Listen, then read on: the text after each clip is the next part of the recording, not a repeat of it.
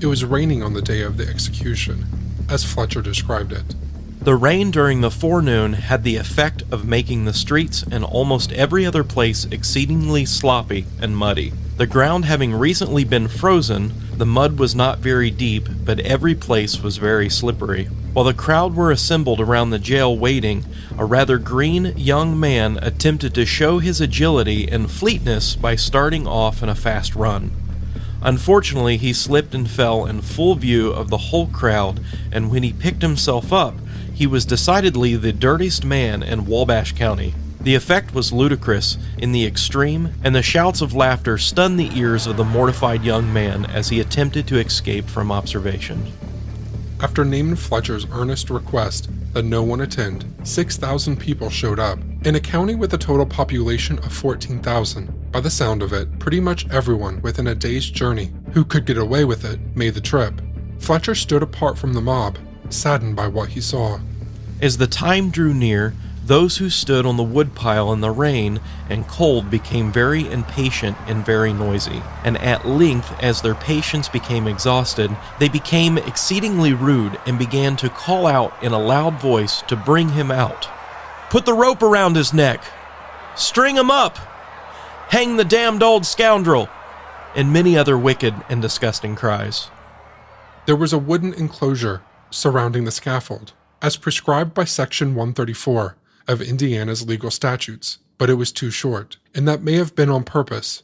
As the crowd pressed up against it, they began to tear the wooden planks off the scaffold down in order to improve their view. Back inside his jail cell, while the crowd outside chanted his name in a cold, drizzling rain, John Hubbard was preparing for the end. At 2 o'clock, Hubbard parted for the last time with his wife. Ever since their arrest, they had occupied the same cell. Their parting has said to be very affecting.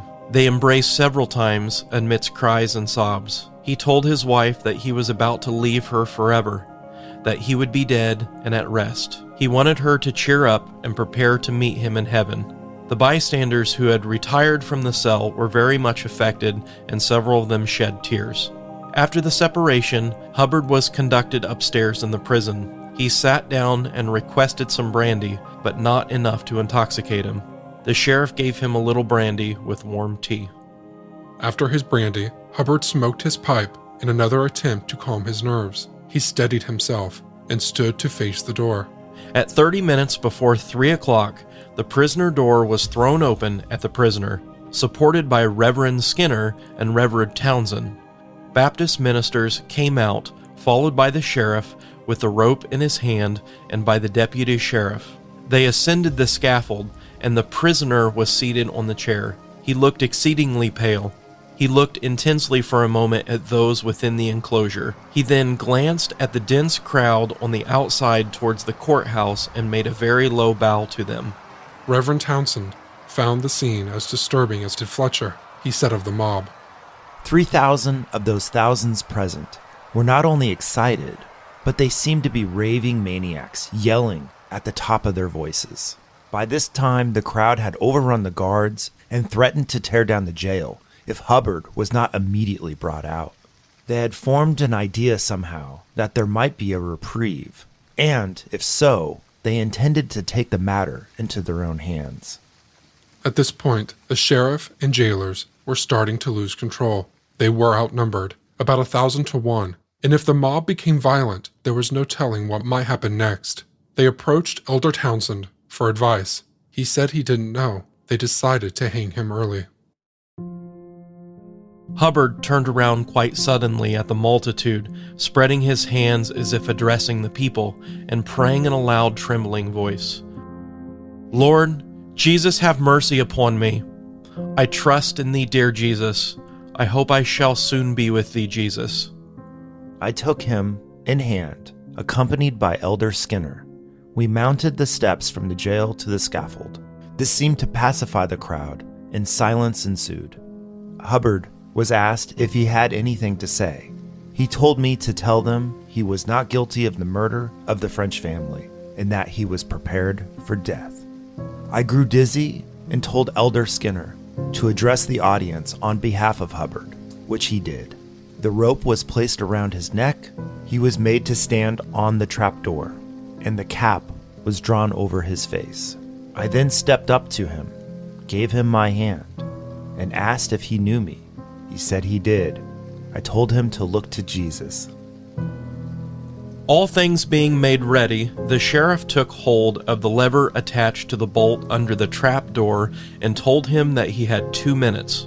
At this moment, the stillness became intense, and every eye was riveted upon the prisoner, who stood alone in full view of almost every part of town. Remember, the main entry point to Wabash is through a deep cut down into a small river valley.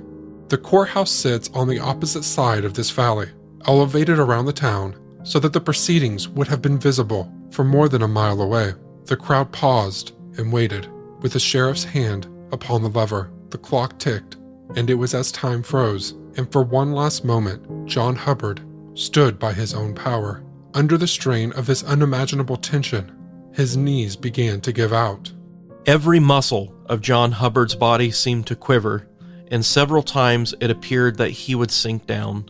He told the sheriff that he could not stand. At this point, Elder Townsend and 1 or 2 others took leave of him. Last of all came the deputy sheriff, Mr. Thomas, and took the prisoner by the hand and said, "Goodbye, Hubbard." The prisoner said, "Goodbye, Thomas. I forgive you."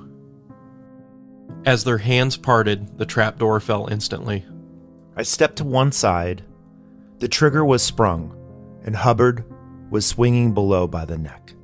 The wretched murderer was suspended between the heavens and earth, a dying man. He fell about 4 feet, but his neck was not broken, nor did the noose draw very tight around his neck. His pulse continued to beat for 16 minutes. There was a slight drawl upon the feet several times, which gave a tremulous motion to the suspended body. I aimed to go down the stairs and see no more of what was going on, but I became so bewildered that the sheriff from Peru, seeing my situation, led me to the corner of the platform, where I took hold of the banister and soon recovered sufficiently to go down the steps. I had resolved not to see him hanging on the gallows, but when I went down the steps, I could only get my back against the jail door because the crowd was in the way, and then Hubbard was swinging right before me.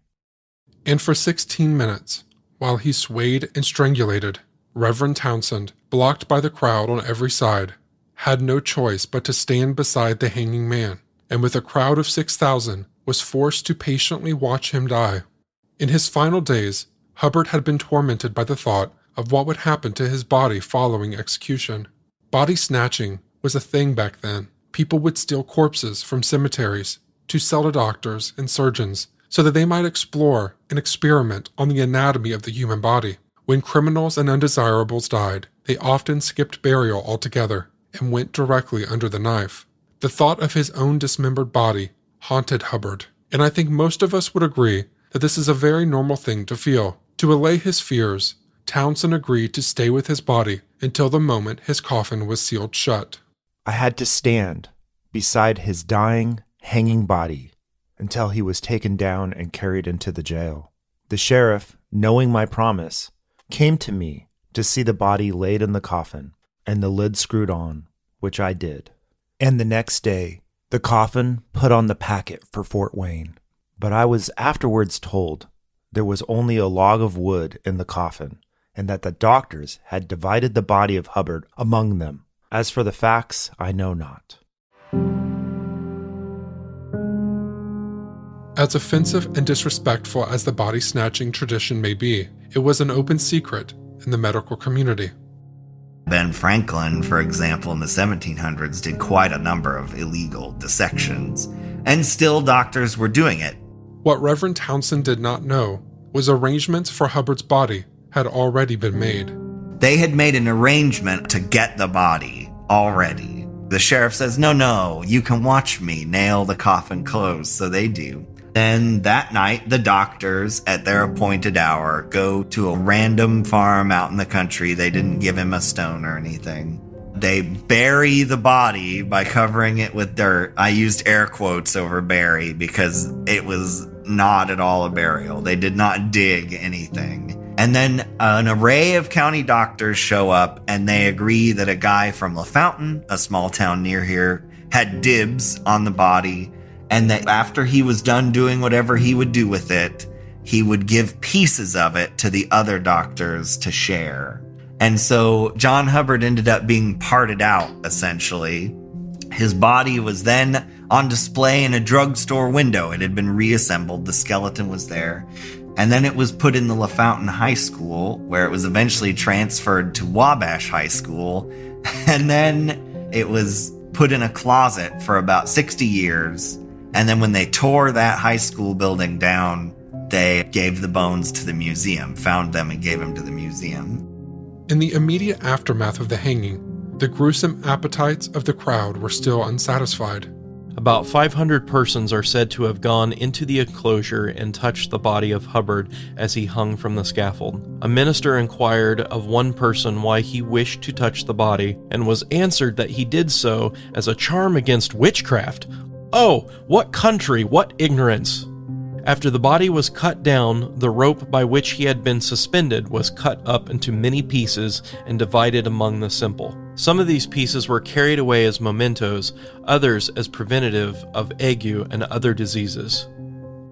I had seen mad cattle in a panic, but never thought the rational human beings in a Christian land could be induced to act so. As soon as Hubbard was taken away, the number of men that were pressing forward to obtain a small portion of the rope to carry in their pockets to drive away witches or to cure toothache or something else impelled me to wonder if I were not dreaming. That night, when I got home, if I were to look out in the dark, I could see Hubbard swinging before me. On the day before his execution, Hubbard finished the final draft of his life story. I was called away the day before his execution and got Elder Skinner to visit him and to receive whatever he had written to be given to me. The citizens of Wabash, hearing that Elder Skinner had the document, met at the courthouse and sent for Elder Skinner to bring it there. Finding that some of their best citizens were implicated and slandered, they committed it to the flames. When Hubbard died that day, he did so without knowing that his story would never be told. We can only ever guess what that book contained, and as a historian, I find that absolutely maddening. As an investigator, I find it deeply troubling. This certainly looks like an open and shut case, but there's an old saying among those who distrust vigilante justice and mob violence, that if everyone agrees that an accused should be convicted, then he should be released right away, for he must be innocent. I don't think that Hubbard was innocent, but there's something disturbing about destroying his life story by burning the only copy. What threat could the testimony of this dead man really be, if none of his accusations were true or damning in any way? Remember, all of the evidence brought to trial, however compelling, was entirely circumstantial, which is to say, there was no hard evidence, nor any confession of guilt on the part of the Hubbards. Also remember that Judge John McWallace had turned his head and wept openly from the bench. The local doctor, James Ford, a man so respected to this day that his house has become a local museum, testified for the defense. History is ultimately told by the victors, and due to the actions of Reverend Skinner and the, quote, prominent citizens of Wabash, the story of John Hubbard will never be told at all. And this, if nothing else, sheds a sliver of doubt on the official story of the French and Boyle murders. It's not a very large sliver, but it does exist, and I'm glad it does. As far as I'm concerned, they deserve it, not because I think these unnamed prominent citizens are guilty, but because that's how much I hate book burning. Along with the handcuffs and lock from Hubbard's imprisonment, the museum holds a head and shoulders bust of the executed man. We have a plaster casting of John Hubbard's head and face. And in it, you can tell due to the rotation of his head relative to his shoulders that his neck has been broken. And they literally said in court, hang from the neck until such a time as you are dead, just like they do in the movies. And his friendly witness, James Ford, did the death mask then and there. And he remarks in his diary because James Ford was a prolific writer of memoirs. He said that if you look at that plaster cast, it doesn't look like a murderer. It doesn't look like a crazy person. It might even be a nice guy. And he said that was the scariest part of it. But everyone admitted that it was a good likeness. Every time I look at John Hubbard, I find myself agreeing with James Ford. I also recall the last sentence of the description that had been given to the paper at the time of his arrest. His whole appearance marks him a man capable of committing any crime, no matter how revolting. That sounds a bit dramatic to me. After John's execution, Sarah Hubbard follows her husband's lead in applying for a change of venue. She ended up getting the change of venue. Sarah Hubbard applies for a change of venue, same lawyers, and they move her to Grant County, where the Quakers were, who are anti-death penalty. She ends up being sentenced to life in prison in the women's penitentiary in Indianapolis, where she lived into the 1900s. As a very old woman, a news crew came down from the Wabash Plain Dealer, our main daily newspaper, interviewed her, and they said she seemed like a nice old lady and that you would never have thought that she murdered 7 people. Then they asked her about the trial or to say anything about her husband. She said, that's a closed book and I'm not going to discuss it. According to the prison, she was a model prisoner. Richard Hubbard ended up getting adopted by a guy who worked on the canal, and then they moved him to Fort Wayne because people bothered him here due to who his parents were and what they'd done. He remains working on the canal in Fort Wayne, and then when his adopted father died, his son adopted him because, being a state idiot, he could never be an independent person. He was completely harmless and never hurt anybody or did anything wrong, and he's buried up in Fort Wayne. So Richard Hubbard was perfectly normal. There was also a rumor for some time that Sarah Hubbard was pregnant at the time she was arrested. And there have been various people throughout the sort of interceding years who've claimed to be the descendants of John Hubbard. But there was never any verification because when the prison that she was in Indianapolis no longer exists, and most of the paperwork relating to it was lost, and her body was buried in an unmarked grave. Life in Wabash went on much like it had before, but with a new blot of darkness in its past. A whole generation of young people have been introduced to the spectacle of public, fatal violence. In his memoir, Reverend Townsend recalls a group of local boys imitating the execution by holding a mock trial and hanging a local dog by his neck until dead. The next Sunday, the boys of Wabash collected in the courthouse to form a sham court, having their judge, jury, sheriff, and lawyers. The court being opened, the judge or clerk read the charges against an old dog for killing a cat. The prisoner was ordered into court. The sheriff brought him in, and after the merits of dogs and cats were fully discussed, the case was given to the jury, who soon found the old dog guilty and brought in their verdict accordingly. The judge passed the sentence, and the boys proceeded to hang the old dog on the same gallows where Hubbard was hanged. On Monday morning, I went downtown, and seeing a group of men collected, I went in among them and found them discussing what to do with the boys. Some said they must everyone be whipped. I told them to let the boys alone and for them to quit hanging men, and the boys would quit hanging dogs. I want it distinctly understood that if they hang any more men, they would do it without me. As I mentioned at the beginning of the series, the bones of John Hubbard are currently on display in my studio here in Wabash. If you ever drop in on your way through the quote, crossroads of America, you'll notice that the top of his head was removed for the study of his brain on that farm in LaFountain all those years ago.